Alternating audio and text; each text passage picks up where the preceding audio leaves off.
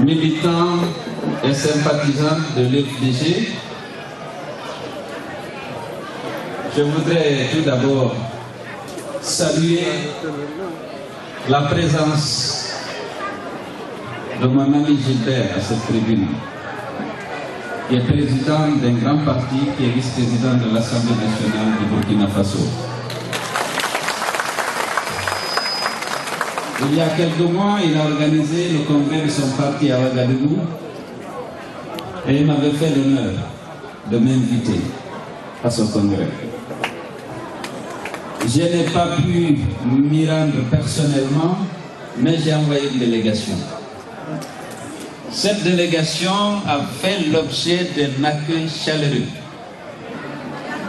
et a bénéficié d'une grande considération de la part de mon ami et des responsables de son parti. Depuis quelques années, je le côtoie au sein de l'ALDEPAC, dont je suis le co-président. L'ALDEPAC, c'est l'Alliance des libéraux démocrates pour l'Europe, le Pacifique, les Caraïbes et l'Afrique. Et au sein de cette association, nous avons tissé une solide relation d'amitié. Il y a une forte confiance qui s'est installée. Et depuis lors, nous avons gardé le contact. Un contact étroit. Et au sein de l'International libéral, nous avons travaillé ensemble. On était ensemble au Cap il y a quelques mois pour la réunion annuelle de l'ALDEPAC et nous étions il y a un an ensemble à Abidjan, en Côte d'Ivoire, pour la réunion de l'International libéral et on s'est retrouvés ici à Rotterdam pour le 59e congrès de cette association des partis libéraux. Je voudrais le remercier pour avoir répondu à mon invitation, parce qu'il avait un programme chargé, il devait rentrer aujourd'hui en France, à Paris, mais il a dû renoncer à ce retour pour être présent ici. Et merci de m'avoir honoré parce que je n'ai pas honte. La qualité de la mobilisation, la chaleur humaine, l'accueil dont j'ai bénéficié ici, vraiment, je suis très fier devant mon ami. Si j'avais trouvé que 12 ou 24 personnes, j'aurais eu un peu honte de mon ami. Mais voilà. On termine parce que mon ami la tête de galmon langal c'est ardi et kodo kama baika kandi sagoma odenda ya ko welti tamo yi ko welti ni mo jara mo tête ni la tête. Je voudrais vous remercier tous. Je sais que chacun d'entre vous a abandonné son activité, qui peut être professionnelle, qui peut être sociale, a renoncé à son repos du week-end, être là, marquer son adhésion, marquer son soutien à l'UFDG et à son président.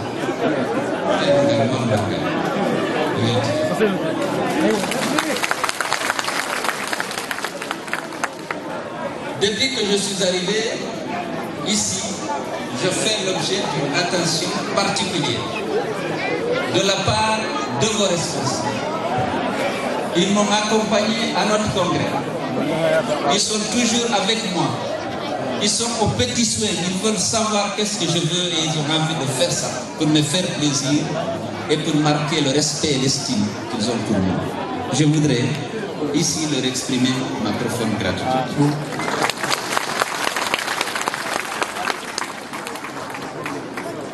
Je voudrais ensuite vous remercier et vous féliciter pour le soutien que vous apportez à l'UFDG. Vous êtes en 2010 fait recenser. Certains d'entre vous se sont déplacés pour aller à Bruxelles voter massivement.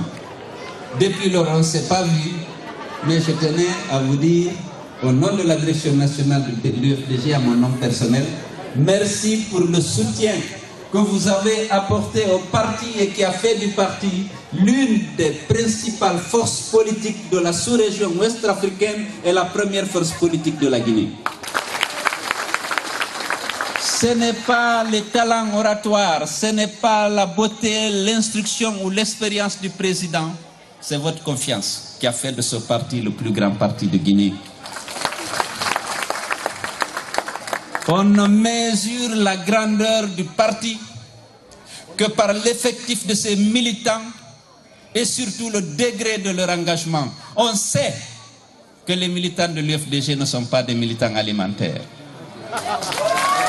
On sait que vous êtes des citoyens convaincus qui vous battez pour l'instauration de l'état de droit dans notre pays et pour qu'on puisse mettre un terme à l'exclusion, à l'injustice, à l'arbitraire. Pour que vous soyez fiers de votre Guinée, de cette Guinée verdoyante que le Tout-Puissant Allah nous a donnée et que des hommes veulent aujourd'hui diviser.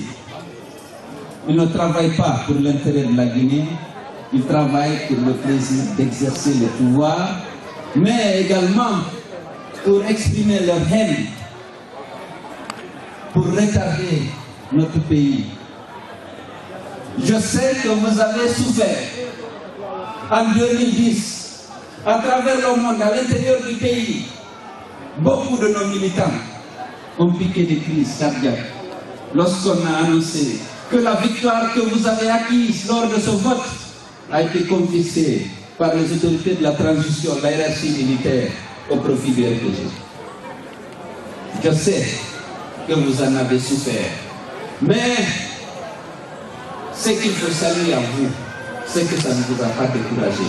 Vous continuez de croire à l'UFDG, vous continuez de croire à notre victoire, et croyez-moi, 2015, nous allons l'emporter. Nous allons l'emporter et nous allons le conserver. Il faut que vous prépariez à ce combat parce que ce ne sera pas facile. On le sait, mais il faut qu'on prenne l'engagement. Il faut qu'on se batte parce qu'on ne peut pas laisser Alpha Condé continuer à détruire notre pays, à pratiquer l'exclusion, l'injustice, la stigmatisation. Je sais que vous en souffrez autant que nous qui sommes à l'intérieur et qui essayons de nous battre avec les moyens qu'on a. Je sais que vous croyez et je sais qu'on peut compter sur vous parce que chacun d'entre vous est excédé aujourd'hui où il se trouve par ce qui se passe dans notre pays. Nous sommes des militants de l'UFDG, ce que je veux dire. Nous souffrons de la stigmatisation, mais nous devons rester fermes et fidèles à nos convictions. La Guinée sera celle de tous les Guinéens. Nous nous battons pour l'égalité des citoyens en droit dans notre pays. Nous ne devons pas tomber dans le tribalisme que Alpha Condé utilise comme instrument de gestion du pays. L'UFDG doit se dégager de ça. Nous travaillons, nous nous battons, nous prenons des risques pour que tous les Guinéens soient égaux. On n'a pas choisi d'être Guinéens. Les Peuls, les Malinqués, les Soussous, les Forestiers, c'est Dieu qui a fait de nous tous des Guinéens. Et il faut qu'on accepte cette décision, cette volonté de Dieu. Les Malinqués sont nos frères. Les Kissiens, les Guérisés sont nos frères. Les Soussous, les Landouma sont nos frères, les Bagas sont nos frères.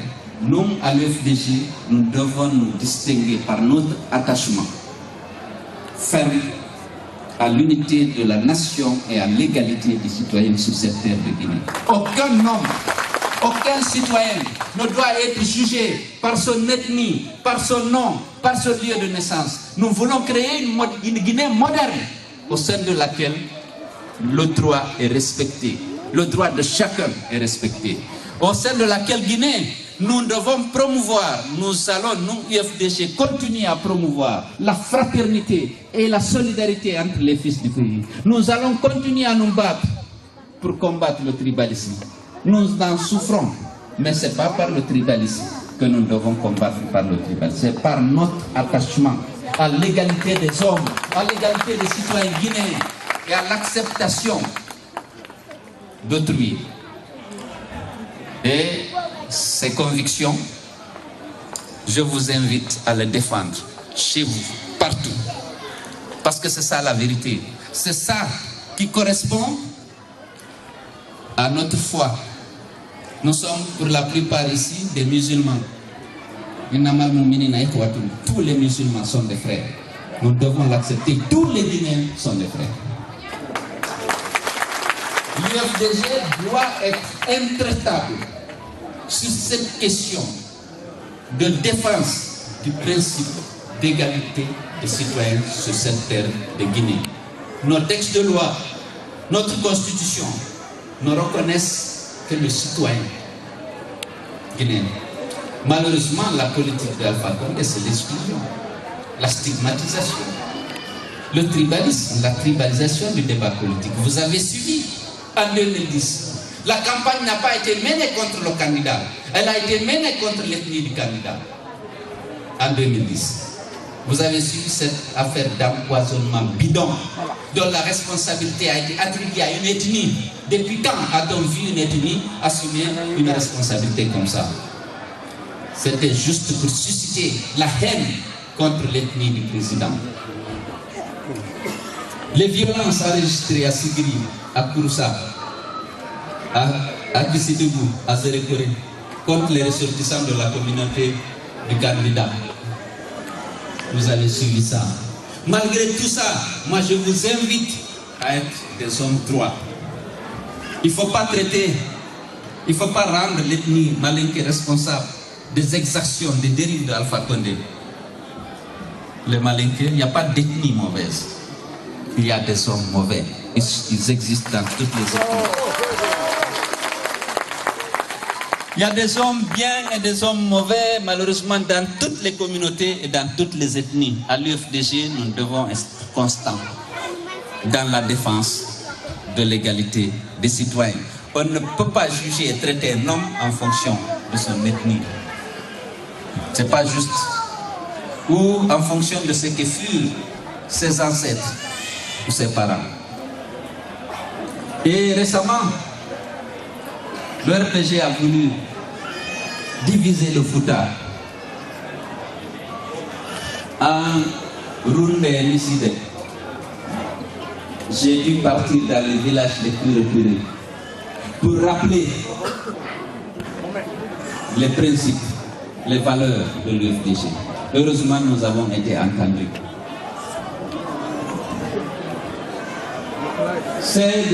Aujourd'hui, les gens du RPG savent que les Guinéens sont déçus. Ils n'ont plus personne derrière eux. Et ils veulent toujours utiliser le tribalisme, la division. Sinon, comment expliquer qu'on aille au Fouta, dire à ces populations de rouler des missiles et que vous n'avez rien de commun? Ils ont tout en partage. Je l'ai rappelé. Ils prient dans la même mosquée, très souvent. Les affaires sociales, le mariage, les baptêmes, les décès, c'est eux qui partagent. C'est eux qui partagent tout. Les joies et les douleurs. Ils ont le même sous-préfet. Ils ont la même école, le même centre de santé. Ils ont la même source, le même forage. Ils prient ensemble. Depuis des siècles, ils s'entraident. On vient, on leur dit non, non. Vous là, vos parents sont de l'autre côté, en Haute-Guinée. Vous n'avez rien à faire avec eux. Tout ça pour des questions politiques. L'UFDG est allé délivrer votre message, le message de la vérité. Méfiez-vous des dirigeants politiques qui viennent vous dire que vous n'avez rien de commun. Ce qu'on attend du chef, c'est de demander aux citoyens d'être unis, solidaires, d'être tolérants les uns vis-à-vis des autres. Ce n'est pas de vous dire dispersez-vous, vous n'avez rien de commun. Nous nous sommes battus ces 3 dernières années avec votre soutien contre les dérives du pouvoir de M. Alpha Condé. Souvent, on parlait d'élections législatives, mais nous nous battions pour toutes les dérives. Nous avons organisé des manifestations pacifiques qui ont été réprimées dans le sang. L'UFDG a perdu 57 de ses militants qui ont été abattus à bout portant par les forces de l'ordre. Jamais une enquête n'a été ouverte. Jamais un criminel n'a été identifié pour être déféré devant les tribunaux. Parce que pour Alpha Condé, les militants de l'UFDG, c'est des citoyens de seconde zone. On a procédé à des arrestations arbitraires dans les domiciles de nos militants. Il y a près de 1400 personnes qui ont été jugées et condamnées. Il y a une dizaine de jeunes qui sont handicapés à vie. Vous n'avez pas de recours parce qu'il n'y a pas l'état de droit. Vous ne pouvez absolument rien. La justice est à sa dévotion. L'administration territoriale à sa dévotion. Les forces de défense et de sécurité à sa dévotion. L'administration centrale. On vient tuer votre enfant chez vous. Vous ne pouvez rien. Ce n'était pas facile. Nous invitions les gens à sortir marcher pacifiquement. Pendant 3 jours, nous savions la répression s'abat sur les champs, sur les quartiers de Koza, Amdalaï, Bambeto. Qu'est-ce que vous pouvez? On arrête 500 jeunes, je le disais avant-hier. On peut faire 200. On vous revend la liberté de 300 autres. 500 000, 300 000, pour ne pas qu'on les défaire. Vous ne pouvez rien. Nous nous sommes battus. Nous sommes allés finalement au dialogue. Alpha devait organiser les élections le 30 juin, ça l'oblige. Il préférait ça pour organiser des élections transparentes. Parce que si l'opposition ne participe pas, il n'a pas besoin de frauder. On a discuté, on a négocié pendant des jours.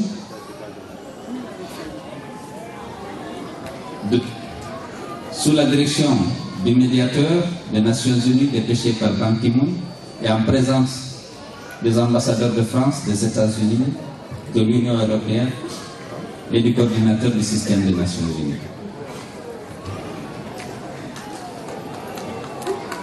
Nous avons obtenu, nous avons cédé sur le principe que Weimar reste jusqu'après les élections. La communauté internationale s'est engagée à neutraliser Weimar, à déployer sur le terrain une forte mission technique pour empêcher, le cas échéant, Weimar de frauder les résultats. Et on a dit que Weimar ne totaliserait plus les résultats, ne les centraliserait plus, et une forte assistance technique devait être mise en place là. Moyennant quoi, le gouvernement s'engage à indemniser toutes les victimes des violences dont nous avons été l'objet pendant les manifestations pacifiques. Premièrement, ceux qui ont perdu des proches, ils doivent être indemnisés.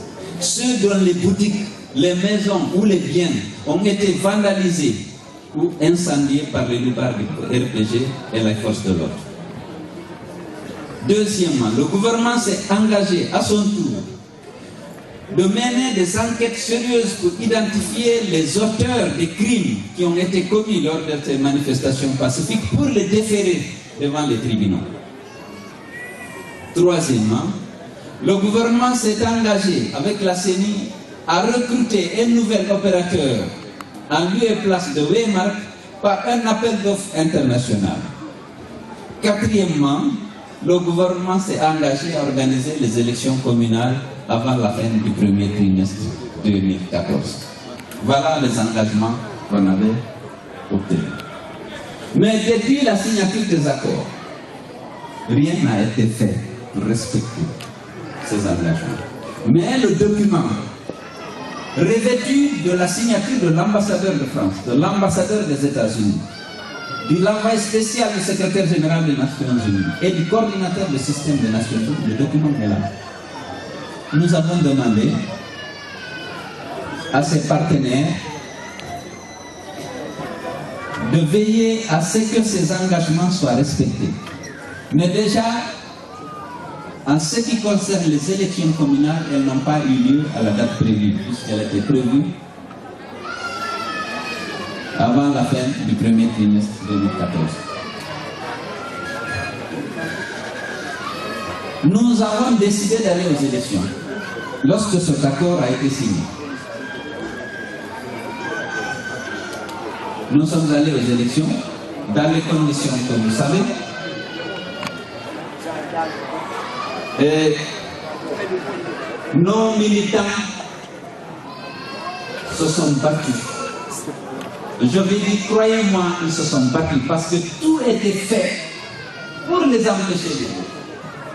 D'abord, lorsqu'ils ont compris que l'UFDG participe effectivement aux élections, ils ont décidé de modifier la carte électorale pour éloigner les bureaux de vote des électeurs, non seulement au Fouta, pas ailleurs. Vous avez suivi. À Mamou, par exemple, on avait fait un découpage qui donnait à Mamou 371 bureaux de vote.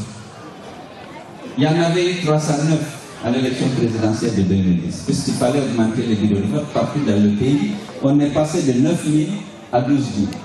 Donc à Mamou, on passe de 309 à 371 au mois de mai, lorsqu'il y a eu le découpage.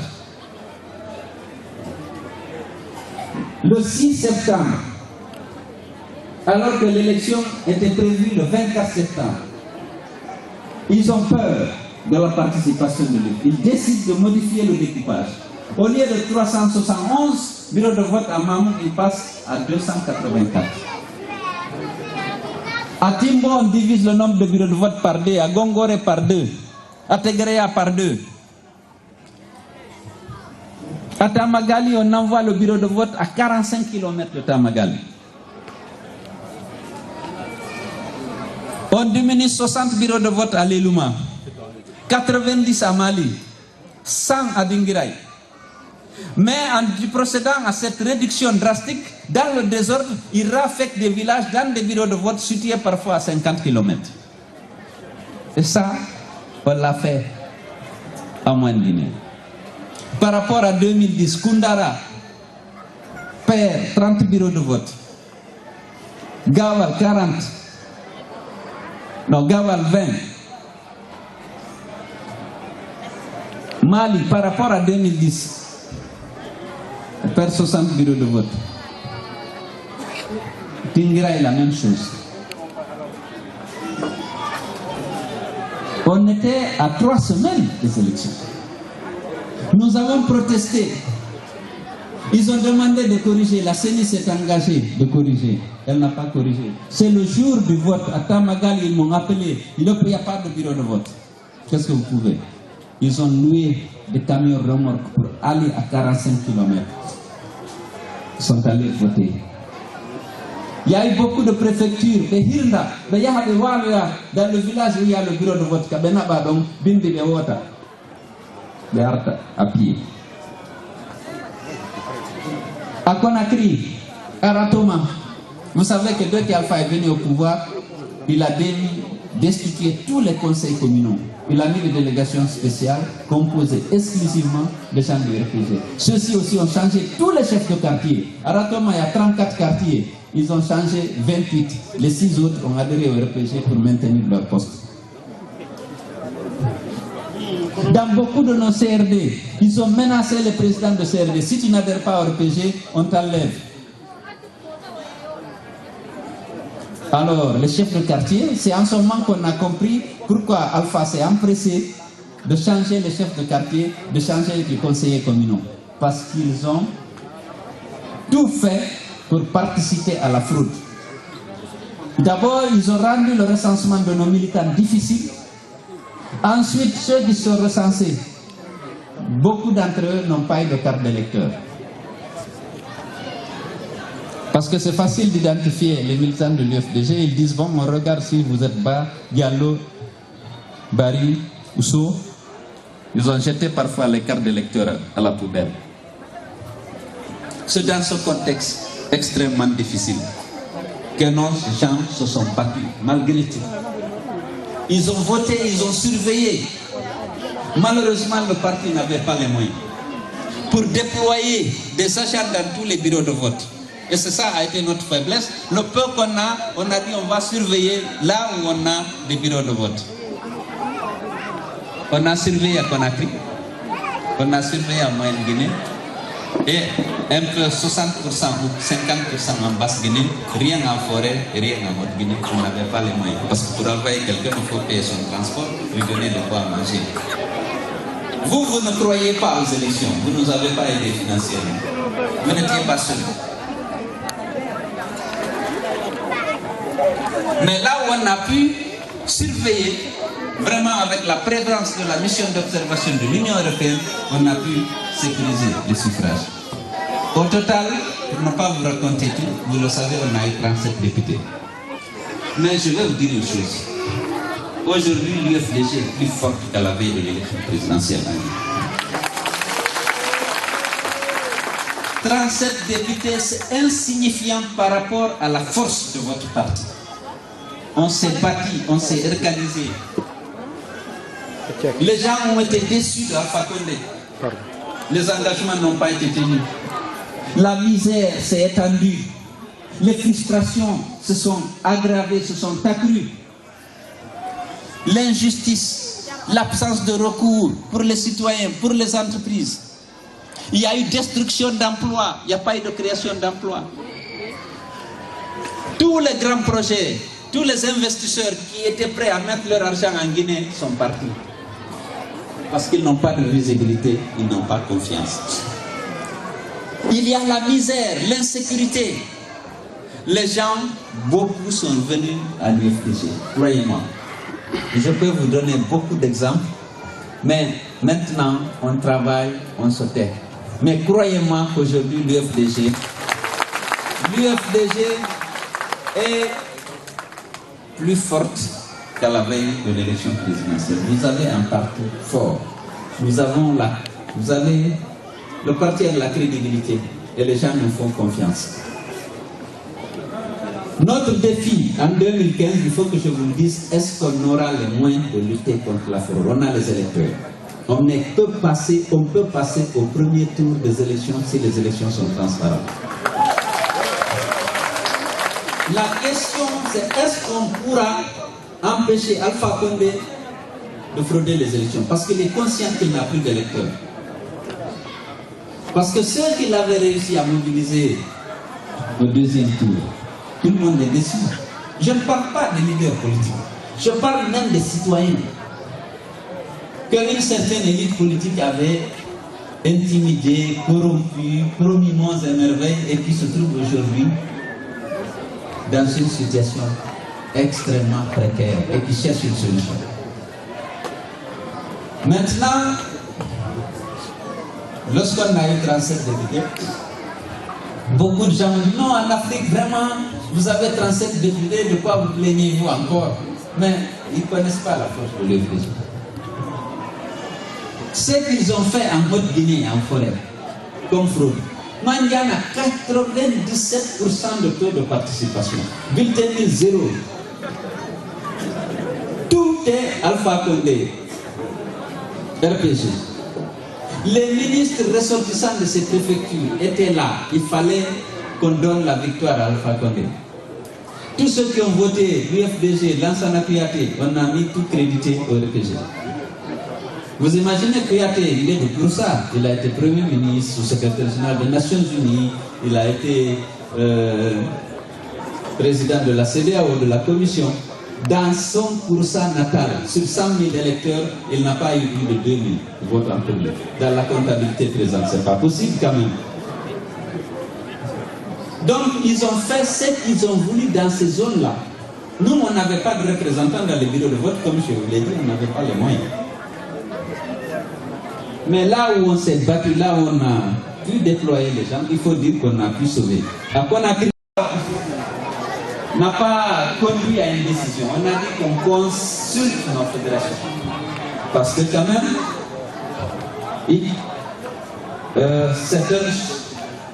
c'est un travail commun. Nous étions choqués du vol dont on a été l'objet. Est-ce qu'il fallait siéger ou pas? On a consulté les fédérations. Sur 70 fédérations, nous en avons 70 qui restent à l'intérieur et 23 à l'extérieur. Il y a eu 3 qui ont dit de ne pas siéger. Il y a eu 2 qui n'ont pas répondu. Et les autres ont dit merci. 37 députés obtenus à l'issue d'un combat réel de la part de nos militants. Je vous ai dit comment les gens se sont organisés pour voter et pour surveiller là où ils ont pu. Est-ce qu'il fallait jeter tout ça à la poubelle et recommencer? En tout cas, la fédération de Hollande a été consultée, elle-même, elle avait estimé qu'il fallait qu'on siège. Il ne faut pas qu'on jette, parce que c'est le fruit de l'effort aussi de nos militants, qui ont respecté la consigne qu'on a donnée, qui se sont battus, qui ont voté, qui ont préservé. Parce que si c'était pas battu, on n'aurait pas eu 37 députés. Même si notre poids réel dépasse 50 députés, mais il est évident que s'ils ne s'étaient pas beaucoup battus, on n'aurait pas eu 37 députés. Donc, finalement, on a décidé de siéger. On est à l'Assemblée nationale. Maintenant, le combat, c'est quoi? Il faut préparer 2015. Il faut auparavant qu'on organise les élections communales. Parce qu'on a vu que les chefs de quartier ont été très utiles au pouvoir dans l'organisation de la fraude. Et ils nous ont causé énormément de préjudice en tant qu'opposition. Or, c'est déjà nommé. Les élus locaux en Guinée sont actuellement nommés par le pouvoir. Donc il faut qu'on veille, on va se battre pour obtenir l'organisation des unités communales. L'une des raisons pour lesquelles on avait décidé de participer aux élections, si on ne participait pas, si on boycotte les élections législatives, on n'aurait aucune raison de ne pas boycotter les élections communales. Et si le RPG prend tous les postes d'élus locaux, y compris dans les fiefs du l'UFDG, les présidents de district, les présidents de CRD, les chefs de quartier, les conseils communaux, si tout ceci devenait aussi RPG, il serait difficile d'aller à l'élection présidentielle de 2015.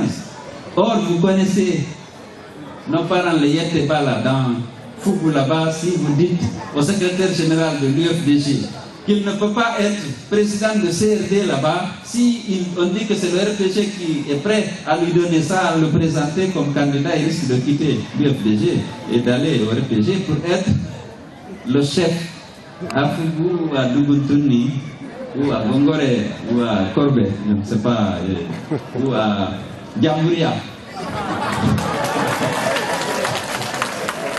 Hein? Alors donc ça aussi c'était un motif, parce que si on laissait le RPG prendre les 2/3 du Parlement, il va procéder à la modification de la Constitution, il va prendre tous les élus locaux RPG, et en 2015 on allait se retrouver avec des lois qui nous pénalisent, mais avec des élus locaux qui sont aussi tous à la dévotion du pouvoir. Ça faisait partie des inconvénients du boycott. Je ne veux pas citer. Alors, comme je sais que vous êtes restés ici très longtemps, je voudrais vous lancer un appel à l'aide pour qu'ensemble, on relève le défi de 2015. Je sais que ça ne va pas être ça facile, vous le savez, parce que vous connaissez aujourd'hui le pouvoir qui est là. Mais si nous gardons tous la conviction qu'on peut gagner, croyez-moi, nous sommes capables de gagner. Ça demandera beaucoup d'efforts, mais nous sommes prêts à les fournir. Et je vais vous garantir qu'à l'intérieur du pays aujourd'hui, les gens sont déterminés.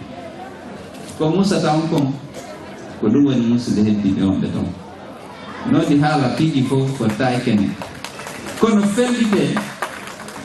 fellite yimbe ben no fala yimbe den no wakkilane golle den fi yengit ko hersa ende tampere do tamini jama men on den tampere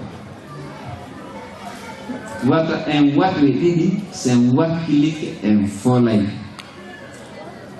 ko pijiri di wakkilo de yimbe men be wota wombe ben dans les pays étrangers notamment dans les pays limitrophes be windito do non kadi be jaboytago e kono me wakkilo bay bende na fatabe wakkilo den woten wakkilo den danden wakkilo den luttiren haray e andini de handi e accata han kadi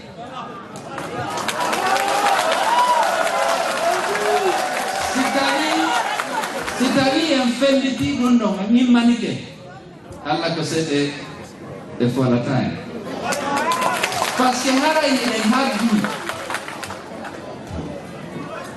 harayni ɗen habdi gere FDG on o yi alpha ko gaydu leñol ngol o hutorno meɗen wakkili ɗum ɗon no iwde yiɗen hettude yimɓe haqiqaɓe men sogoɓe mokko baɓɓen ka kawtaɗe ɗen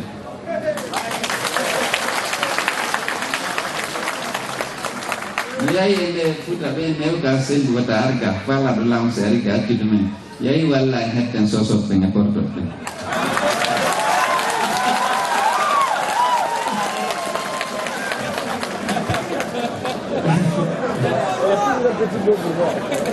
donc joni haray ɓayde haalawini yo gande piiji ɗin fof kadi wawatake yewtede ko yon fellitu meɗen wakkili e fellitten en foolay etten leydi wawata nittirde ni haray noon miɗon hoolora ka wakkilade mi andi j'ai pris bonne note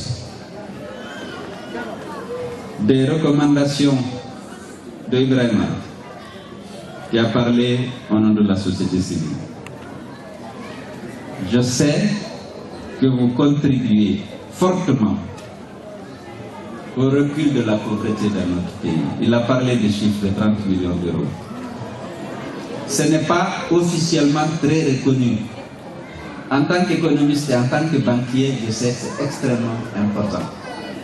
La diaspora joue un rôle important dans la lutte contre la pauvreté grâce aux soutiens familiaux que vous envoyez chaque mois et grâce aux investissements que vous réalisez pour l'acquisition de logements dans le pays.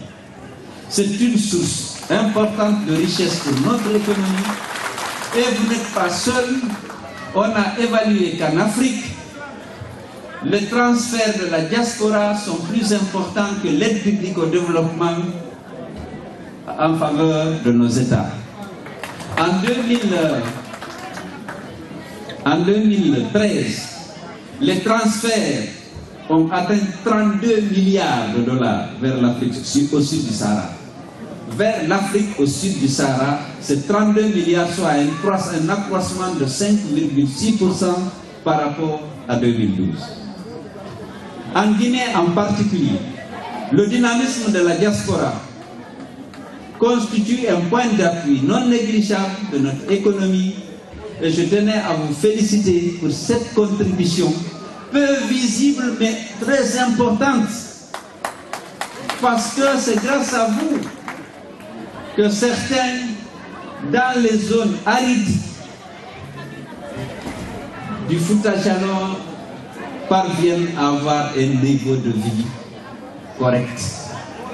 Et lorsque vous allez là, vous voyez les gens, vous sentez qu'ils bénéficient d'un appui important, qu'ils ne tirent pas du sol là-bas.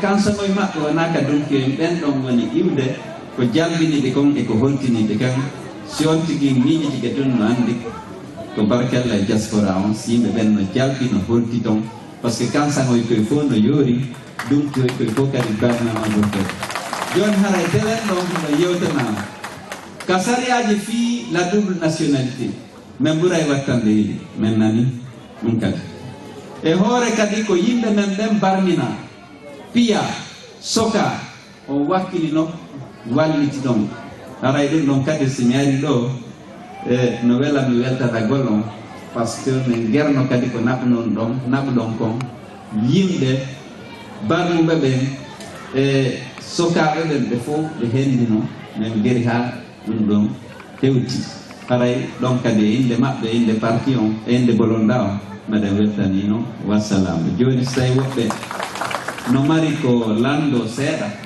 haray duɗɗinali ɓayri woɓɓe ɓen arnoga ila ka fana ila 14 heures mi anda fana on ko 14 heures ga haray ko ɗum ɗon mi accirani taw piijiɗi no woodi guyɓare yiɗita sono o kono hara e ɗuɗɗinali mi sikki monsieur le fédéral yade ok haray